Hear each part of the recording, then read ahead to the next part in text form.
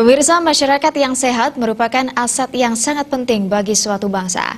Harapan akan munculnya generasi bangsa yang berkualitas bisa dimulai dengan menerapkan gaya hidup sehat dalam keluarga.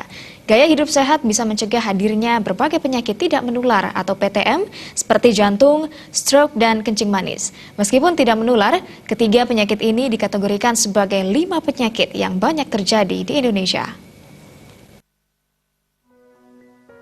Pada umumnya, penyakit tidak menular disebabkan oleh perilaku yang tidak sehat, seperti kurang aktivitas fisik, kurang mengkonsumsi sayur dan buah, sering merokok, dan minum minuman beralkohol. Oleh sebab itu, mencegah penyakit tidak menular PTM, hal yang perlu dilakukan adalah dengan mengubah gaya hidup. Kepala Dinas Kesehatan Kota Denpasar, Luputu Sri Armini menjelaskan, ada 3 fokus utama untuk berperilaku hidup sehat. Pertama adalah aktivitas fisik. Olahraga 15-30 menit setiap hari akan mampu mencegah munculnya penyakit tidak menular. Kedua adalah masalah asupan makanan. Pola pikir masyarakat harus diubah. Makan bukan hanya yang penting kenyang, tapi hal yang perlu diperhatikan adalah makan makanan sehat. Pola makan merupakan perilaku paling penting yang dapat mempengaruhi keadaan gizi. Hal ini disebabkan kuantitas dan kualitas makanan dan minuman yang dikonsumsi akan mempengaruhi tingkat kesehatan individu dan masyarakat. Agar tubuh tetap sehat dan terhindar dari berbagai penyakit kronis atau penyakit tidak menular. Terkait gizi, pola makan masyarakat perlu ditingkatkan ke arah konsumsi gizi seimbang. Hal ketiga adalah tidak merokok.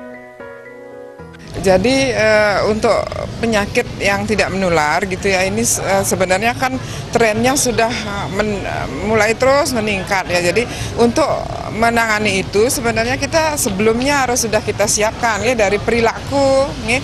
Jadi perilaku makan, perilaku kita sehari-hari jadi harus memang ber-PHBS ya. Jadi perilaku hidup bersih sehat itu gerak fisik 30 menit per hari, kemudian juga makanan tinggi serat, rendah lemak, rendah gula dan garam, kemudian tidak merokok.